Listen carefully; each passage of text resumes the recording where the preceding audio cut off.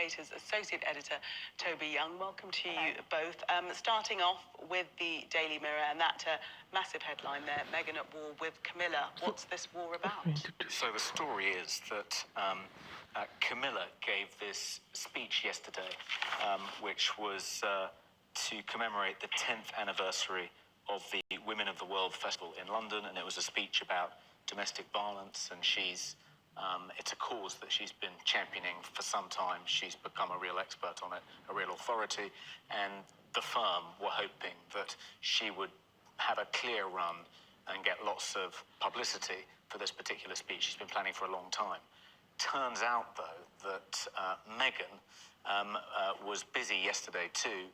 She visited the National Theatre and was supposed to keep the pictures from that visit under embargo so they wouldn't overshadow Camilla's speech, but instead she released 2 of them to the Evening Standard, which meant it did clash with the coverage of Camilla's speech. And she definitely knew about it. She definitely knew about it. She was breaking an agreement, apparently, a gentleman's agreement.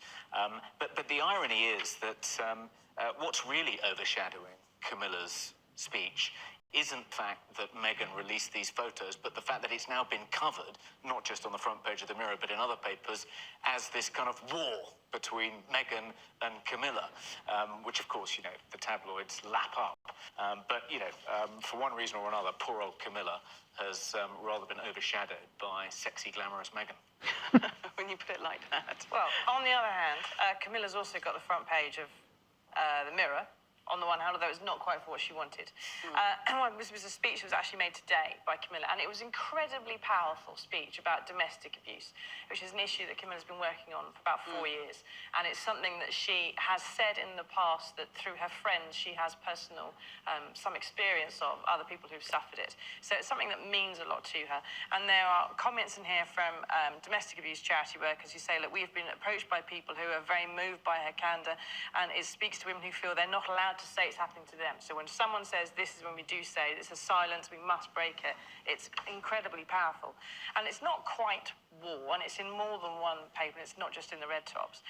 But there has been this kind of obvious clash, which many people, when Harry and Meghan talked about leaving the royal fold, myself included, predicted this kind of thing was going to happen, which is that whether Meghan knew about it or not, there was going to be, at best, inadvertent issues when 2 different offices that no longer communicate have their own media grids. And what happened was, and this is how it got into the papers, is the media at the Palace have put out an email on Thursday saying, this is what Camilla's doing on Friday. We're not doing anything else with any of the royals on Friday because we want Camilla to have all the attention. Now, whether or not Meghan was on that email chain, who knows? But then on Friday, today, Camilla's made this powerful speech. At the same time, Meghan has released these photographs, and these are photographs of something that happened yesterday, on Thursday. And she sat on those herself because last night, her and Harry were at the Endeavour Fund for military heroes and veterans, and she didn't want to overshadow her own event. But these type of headlines will feed into exactly the reasons why they've left the UK. Exactly. It's going to be, it's rage and war. And who knows if it is quite that. The Mirror's royal editor, Russell Myers, has spoken to someone who says, look, Camilla is dischuffed. Camilla is not happy about this. This is not the kind of thing that we were expecting to happen. But it is the kind of thing they're going to have to face. And as Harry and Meghan move on with their predicted, more corporate existence in the States, they're going to have an office which is operating in a different time zone and with different priorities than the royal office. And there just isn't going to be any kind of dovetailing between the two. Yeah, well, they won't be briefed on the royal diary anymore. So this may be what's happened. It may be just a cock-up as opposed to a conspiracy. It sounds like you're putting a slightly more positive spin on it from Meghan's point of view than your own paper, because I don't own a newspaper. Well, the paper you write a column for. I've just explained what happened factually one after another. I'm not trying to. But on page 4 it says the move sparked shock and fury inside the palace, with insiders revealing how Meghan had, quote, refused to listen to the pleas of staff who she and Harry sacked in January.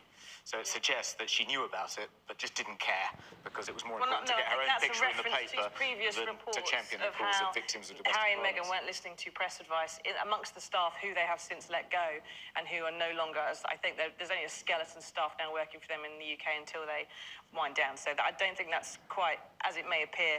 I think so that's in reference to previous incidents. Reports, yeah. Okay, well, let's stay with the Roars, though, and have a look at the front page of the Times now, but this time involving the Queen. Take us into this story. But yet more bad news for our family. So in today's papers, we had these revelations from a court hearing which had been held in private and was then made public about the Sheikh, the ruler of Dubai, and his allegations by his ex-wife that he had kidnapped and tortured two of his own daughters, and that was why she had fled Dubai, taking their children with her. And this was stuff that was all held in secret, and various newspapers and the Sheikh's wife herself wanted it made public. And so now here we are in a situation where the Queen has been photographed with this man repeatedly. She has had him to stay at Windsor. She has had him in the Royal Box at Ascot. He has also invested billions in the UK. He's bought property. He's invested in port developments. His airline sponsors Arsenal and has naming rights at the Arsenal Stadium. But he has been accused of committing crimes or causing others to commit crimes on UK soil, abducting, sedating, and trafficking his own daughters out of the country. And what's fascinating here is that in the papers, we have the Times is saying the Queen's decided not to be photographed with him anymore. And here in the Mail was saying, oh, what did Blair and Straw know? Because they were the people who were, and Robin Cook, who's died, they were the ministers relevant to this when it happened back in the early 2000s. But the issue is also, what did the Queen know? Because she gets red boxes every day. She knows what the government's up to. If you think Tony Blair must have known about government concerns, about perhaps any kind of crimes that may have been committed by a foreign head of government on our soil, which you'd hope that the Prime Minister would know, then the Queen should Well, would she have known. definitely have been She informed? should have done, especially as she's going to be photographed in the years to come. She has him in the Royal Box. We've got a sort of a similar situation you've had with Prince Andrew, where you have photographs of people who are later found to be unwelcome to, royal image. You can and yet imagine- it carries on. But you can imagine the Blair government not wanting to cause any diplomatic tension with Dubai by informing the Queen of these activities, which might have prompted her to distance herself from him, which would have then created problems for the Blair government. I mean, one of the revelations that have come out in this court case, which is what's triggered this story, is that the British government, as a favour, supposedly, to the Sheikh, made sure that a Cambridgeshire police investigation into the abduction of one of his daughters from Cambridge University in August 2000. She was abducted. It's alleged that she was injected with sedatives, taken to Dubai, where she was tortured and hasn't been seen in public in the 20 years since. Cambridgeshire police are investigating it, but as a favour to the Sheikh, so it emerged in the court case, the Labour government Robin Cook insisted that the police drop this investigation. So one possibility is it may be reopened. What happened? The police officer has said that he was told there were sensitivities and that it had all been stopped. He took that to mean there'd been an instruction from above. He was probably correct, but we don't know if Robin Cook had insisted on any of those things. Well, and I think Stephen it's Glover, the We mayor. can't categorically say that the Queen was kept informed of. No, and so I think it's also fair to say we've got a different government in charge now, but Dominic Raab, the Foreign Secretary, said we're going to look at this very carefully before we jump to any conclusions. The judge has made a ruling, findings on fact, because the Sheikh's two children are now wards of court in the UK. And that is something that, as Foreign Secretary, he must uphold as being, the result of our judicial system. They are now citizens, or not citizens, but they're certainly resident in the UK. And, despite that the Queen may or may not have known and what she would have done had she known, she had tea with the ex-wife 2 weeks before. So after she had run away from her husband, after she'd brought her children to this country for safety, and after she incarcerated herself in a form of house arrest in a mansion in Kensington, seeking this divorce and seeking safety for her children. And 2 weeks after having tea with that lady, who is a racehorse owner and trainer and a good friend of the Queen's herself, she's then been pictured at Ascot Week in June, rubbing shoulders in the paddock with the Sheikh. So she is, according to these reports, she doesn't want to take sides, and she's trying to be friends with both kind of thing, but doesn't want to be photographed with either of them. And that's not really what our government should be behaving as towards this man, or what our Queen should be doing. If he has indeed done this to his own family, then, you know, visas should be withdrawn. There should be investigations. There should be inquiries into how and why that Cambridge police inquiry stopped. But the decision not to Everything be else. photographed with him, you don't see that as moving in that direction? I think Prince Andrew took decisions not to be photographed with people, and that didn't work out well either. I don't really see that not being photographed is powerful enough a response to kidnapping, abducting, torturing your own daughter and trafficking them across countries. If he wasn't a sheikh, that man would have a warrant out for his arrest. It's as simple as that. Shall we move on to the Mail and the upcoming budget? You've had a look at this, Toby. Yes, so in quite a few of the papers, including the Mail, there is a story, a good news story, which the Treasury has clearly leaked in the run-up to next week's budget. And today's, or rather tomorrow's good news story is that the tampon tax is going to be abolished. So at present, there's a 5% tax on tampons, and the government in the past have blamed it on our membership of the EU and having to comply with EU-wide regulations about tampon taxes. And they say that one of the bounties from leaving the European Union is that the tampon tax will be scrapped from December 31st, and Rishi Sunak is due to announce that on budget day next week. How wonderful. I'll buy a packet of Tampax down Aldi. It's about 60 pence, and I'll wave that 3p over my head and go, hooray for Brexit. That's assuming Aldi's actually haven't run out, Haven't like they have been of some toilet kind of panic paper on it. and There's no reason that any woman should have to pay a tax because she's fertile. There's no male comparative for that. It's not fair and it's not reasonable. But the amount of money that it saves you over your lifetime is minuscule and unimportant. And one of the qualifications, perhaps, to the good news in here is that the 65 million that 5% had raised in the past few years had been donated, because of the campaigning over tampon tax, had been donated entirely to women's causes and women's refuges and things like that. So once you take off the tampon tax, is that money going to be kept going by the government? Is it going to be replaced, or is it just going to disappear? Is that funding for women's issues going to disappear? Because that did have an important impact on women's lives. 3 pence, 5 pence on a packet of pads can help some people, but it's not going to really have if you've got a period poverty and you can't afford to buy a packet of pads, 5 pence is going to make very little difference to you being able to do that. So I think that 65 million had more impact on women's lives than the tampon tax stuff. Okay, Susie and Toby, for the moment, thank you. We're going to take you to America now, because Mike Pence is on his feet speaking. He has been tasked with dealing with the coronavirus epidemic. And we know that President Trump today has signed off an $8.3 billion emergency spending bill to deal with the outbreak. But there have been concerns that the States doesn't have enough tests to deal with the demand. So Mike Pence there will bring you the conclusion of what he's had to say as soon as he's done speaking. In the meantime, coming up, is it time to pay the grandparents a visit? Ministers say we should see the elderly before they have to self-isolate. That story coming up.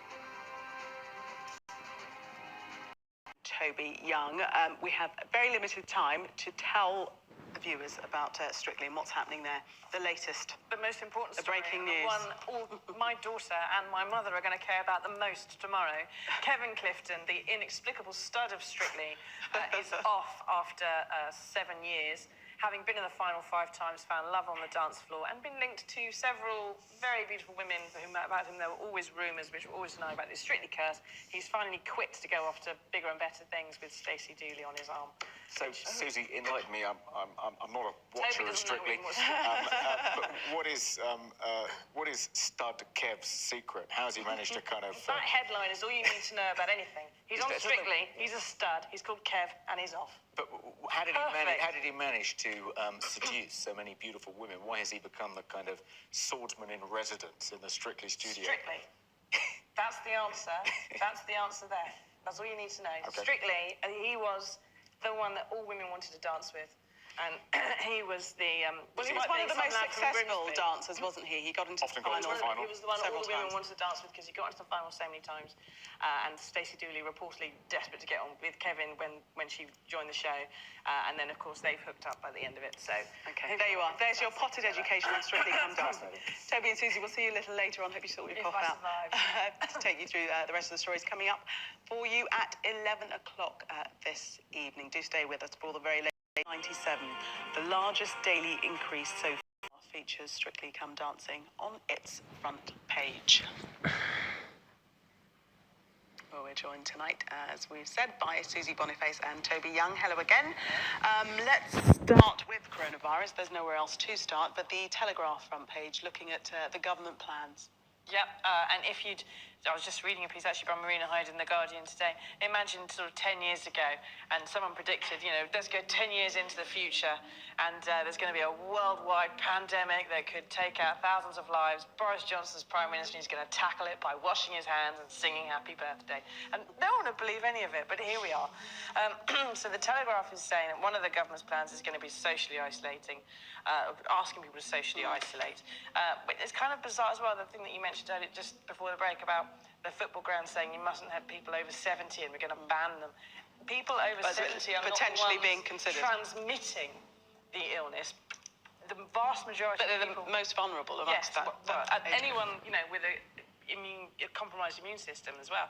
But, the vast majority of people with coronavirus are between 30 and 60, because it's the middle-aged people who are travelling, who are working and going into cities and moving it around and so on. So banning the elderly seems a bit harsh. But so here the Telegraph is saying, visit your elderly parents before they isolate/die, because one of the two things will be happening, which is pretty grim and depressing and not the kind of thing that's really is going to be happy reading. Absolutely. As a fan of Queen's Park Rangers, a slightly unglamorous championship club in West London that are sort of marooned in mid-table, the idea that people over 70 are going to be banned from grounds is slightly alarming, because that's literally half the fans in the ground at a QPR match. Well, that's another area they might be looking at, playing closed matches, so there are no crowds at all. Yeah. And when you start saying things like, stay at home, there are many elderly people who are already socially isolated, and that is having a bad impact upon their lives and their mental health. So it's not a great thing to be encouraging. And when the government says, work from home, not everyone can do that. People have to go to work sometimes in some places and some areas of work. Then there are the self-employed and freelancers like me. If you don't go to work, you don't get paid.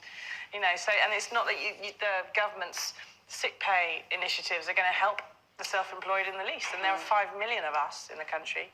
So the government plans they're doing what they can, but I think there's a line seems to be between sort of the panic and the concern that some people seem to be feeling, and the complete relaxation and not botheredness that you actually witness out in public. I've been on the tube today. Yes. I don't normally go. No one is acting out of the ordinary or strange. They're all happily touching everything they can with their hands. Yeah, it's funny. People are kind of, one minute they act really cautious and alarmed, and the next minute they're completely casual. I've got an example of that. My daughter fell down some stairs at a teenage party a couple of weeks ago. Took her to A&E. We were waiting in A&E. Chinese-looking gentleman comes in, walks up to the receptionist and says, I think I've got coronavirus. She asked him whether he's been in any hot zones past 2 weeks. Yes, I've just come back from China 24 hours ago. So she advises him to call 111. He leaves the waiting area. Everyone breathes a huge sigh of relief. 5 minutes later, he comes back in wearing a mask. And we think, well, at least he's got the mask on. And then he gets a phone call, takes off the mask and starts jabbering into his phone, has this quite animated conversation, and sort of marches up and down in the waiting area. And he eventually sits down next to this sort of elderly gentleman, and he's very British in his reaction. Instead of getting up and fleeing, he kind of gets up as if he's forgotten something in his car. And then sort of walks out, comes back 5 minutes later, and then sits about as far away as he can from this guy. Would you mind asking this person to isolate him? But there will be examples of various situations like that across the country, won't there? Of course there will. I've been travelling on trains and I have a bit of a cough, and I've coughed and people have got up and moved, and other times I've coughed and no one seems to make any care at all or flinch or anything. Although I must say, I have seen people on the tube, on public transport with the gel and using that routinely. I have seen people doing that. And actually, I have seen people with masks I've as well. done it today, but then you suddenly start realising how much you touch things that you probably shouldn't anyway. That if you just stand and look at an escalator and how many people put their hands on it in a shopping centre or a train station. And it's frightening. It's quite funny that there's been panic buying of hand sanitizer when actually let's look at the washing eye. your That's hands, what the eye's particularly talking about. saying happy birthday twice, it's much more effective than using hand sanitizer. But yeah, there has been panic buying, and there are shortages now in supermarkets. It's quite hard now to find household cleaning products. They're running out of lavatory rolls. I was talking to my wife about this earlier. She's more frightened about that than she is of catching coronavirus. Well, what we all are. I mean, you can survive coronavirus. Well, we've had one tweet from a viewer, Bharat Jashanmal. He says, I went shopping at 2 of my local supermarkets today, saw no sign of any panic buying. The wines I regularly buy were all available. That's all right for you then, Barry, isn't it? I mean, I popped to the supermarket here before I came in because I had actually run out of toilet roll. I genuinely needed some more toilet roll. And there isn't any to be had. Really? It has gone. It's been cleared off the shelves. And half the problem with this is that the reports of panic buying cause people to go, oh Lord, there's panic buying. I better go and get something before they all run out. So you're not panic buying. You're just you think you ought to. And then the other half of people are scooping stuff off the shelves. There's reports this day about someone who's got fleeced for £15,000 for face masks. If you're spending that much on face masks, it's because you're trying to buy a huge amount and sell them on for a massive markup. Yeah, the Dell boys always make money on this kind of thing. And The government are trying to prevent that, though, aren't they? With people marking up on, hygiene gel. Don't They're think they actually can. It's making all over moves to stop eBay. that. I mean, Yeah, perhaps that's the real reason that Rishi Sunak, the Chancellor, announced today or leaked the story that they're going to get rid of the tampon tax. That's going to be one of the giveaways in the budget. Perhaps they're worried that there might actually be a shortage, and this will be a way of trying to cover that up with a good news story. That's in the Mail, isn't it? That story yeah, there. who knows? But there's more worryingly, here in the Mirror, Northampton General Hospital has reported that its wall-mounted dispensers of hand gel have been ripped off the walls, and that people are bringing in their bottles to fill up from the hospital's supply of hand sanitizers. Now, if anyone who goes to Northampton General Hospital for this kind of purpose is listening, the hospital needs it more than you. And added to which, soap and water is more effective than a hand gel. And it's amazing, they're selling out of hand sanitizer. There's plenty of soap in the supermarkets, people. It's just that's more difficult. There's less complicated, isn't it? That's the first option, to wash your hands. Yeah. But if you're on the move and you're mobile and whatever on the tube and touching, handrails and escalators, then you But should don't use steal it gel. from hospitals, scumbags. It's just not cricket. That's not okay. That is outrageous. That is outrageous. The other story, staying with coronavirus, at the Guardian front page, Yeah, this is a story that potential implications there as well. yeah, British universities may face a funding black hole to the tune of hundreds of millions of pounds in tuition fees, lost tuition fees, because international students from China and other severely affected areas are no longer able to travel to take up places at British universities. So that could be a problem. And it's the knock-on effects of things like this. It's not just the coronavirus, however minor or major you think the infection might be. There's the impact on the stock market, collapse of some businesses, which we've already seen. And one of the other things that maybe have an impact as well is the American election later this year. Donald Trump has had a huge issue. He's made out of Obamacare and not rolling back some of Obama's opening up of the American healthcare system to poorer paid people and those who had less insurance.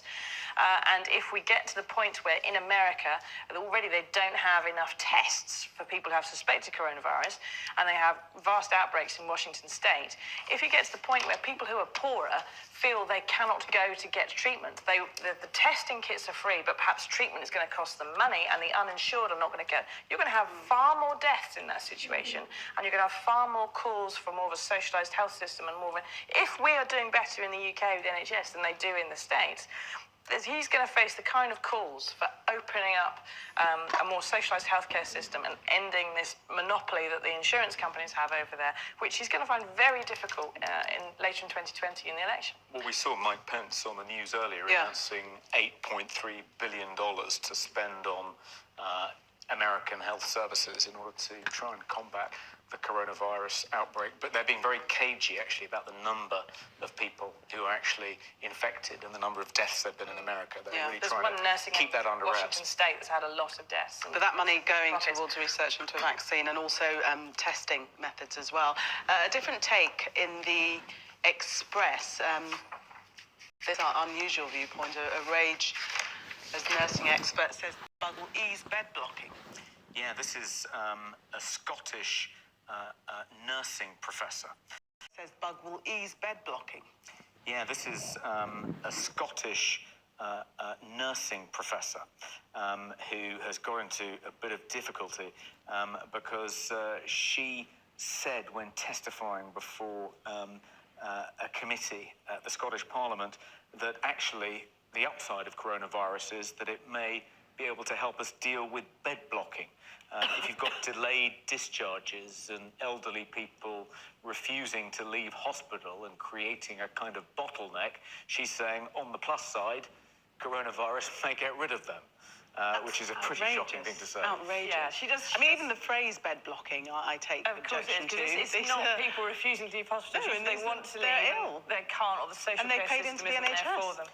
Exactly. And this is after two elderly people died. Yeah. Have yesterday. died, exactly. And she kind of admits in her comments that it's going to sound callous and unpleasant. So she kind of knows what she's saying. There is always someone who says something that's kind of unsafe. And it's a bit soon. There are people who are making these kind of decisions and who are thinking purely in terms of theory and not about people. And that's how big organisations operate. But time and a place. Yes, indeed. Susie and Toby, thank you very much for the moment. Coming up, the Sheikh who kidnapped and imprisoned his own two daughters. That story in the Mail. Stay with us for that.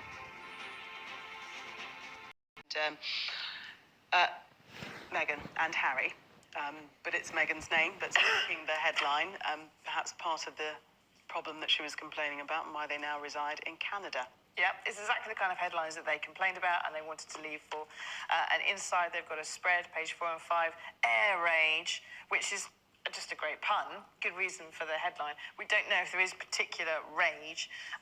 There is reports here that there is incredible unhappiness because what's happened is Camilla gave a very important speech today about domestic abuse. It was a very powerful speech, and it's something, it's a project she's been working on for 4 years and is being more and more open. It's the first time royals have gone into this very meaty, very difficult area to campaign on, and she has started campaigning on it. And so an email came out from the palace to royal reporters saying this is the only event that any of the royals are doing on Friday because we don't want to take the spotlight off Camilla. Harry and Meghan, of course, as is well known, coming back for their farewell tour. Yesterday, they did a couple of events. They sat on pictures from the first one so as not to overshadow the second one, the Endeavour Awards that happened last night. But after that's out of the way, Meghan and Harry have then okayed the release of the photographs, which have clashed with the Duchess of Cornwall's speech. And the upshot is that this is exactly the kind of thing they were trying to avoid when they wanted to go. They didn't want this kind of antagonism to be kind of bred and fostered between various bits of the royal family. But also, this is what you get when you separate your office from that of the palace, because there isn't people and courtiers on the same continent, in the same time zone, with the same aims, communicating about a media grid. Never mind all the other stuff that goes on. So the suggestion, as you would have it, is that they simply didn't know. Whether they knew or not, I have no idea, but Camilla and the Charles are unhappy about this kind of clash because it does destroy some of the good work that the royals are doing, and it's going to happen more and more when Harry and Meghan are permanently on the other side of the Atlantic and really in having less communication with. Yeah, but you say these are the kinds of headlines that Meghan and Harry want to avoid, and it's partly because they are generating these headlines that they're leaving. But reading the Mirror's coverage on pages 4 and 5, the strong implication is that she's brought this bad publicity on herself by refusing to take a back seat so Camilla could enjoy some publicity for this, as you say, very important speech she made today. And so she's alleged to be furious. Charles thinks he's been disobeyed. Insiders in the palace are saying it was all agreed that Camilla's speech would take precedence over Meghan's various photo calls yesterday and today, but it looks as though Meghan's gone rogue and decided she wants her pictures to be in the paper. She's not prepared to take a step back to allow Camilla to get this coverage for her domestic violence speech. But again, it's hard to have much piling sympathy it for her if this all story is at accurate. Meghan's stall, though, isn't it? Yeah, it could be Harry's decision. It to be might have been fair. Harry's decision. It may be that whoever's operating their social media account made a boo-boo and sent it out too early. These things happen too. But, the royal reporters are speaking to press representatives on both sides. They do get a fairly clear idea of what's happened, so I'd have some faith in what Russell Myers here has reported.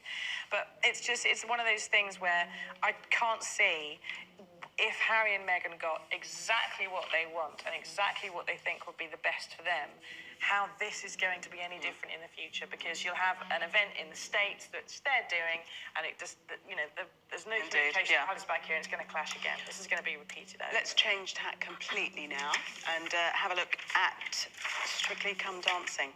There's some breaking news regarding... Yeah. I'll let you read the headline. Can I just say, I don't know who did it, but whoever did this front page headline, this is why front page subs on the red top tabloids earn some of the biggest money in Fleet Street, or they used to, because you sum up a massive issue and a whole cultural event in 4 words.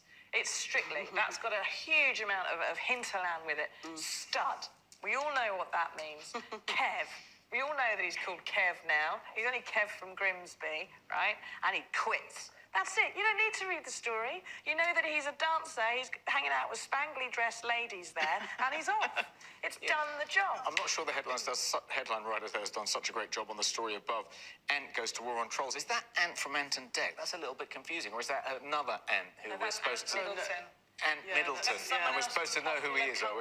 That most people know. Is he also on Strictly? I don't know if he's ever been in The Spectator, Toby, but he's in lots of other media What's his claim to fame, Ant Middleton? He's formerly from the SAS, so he probably...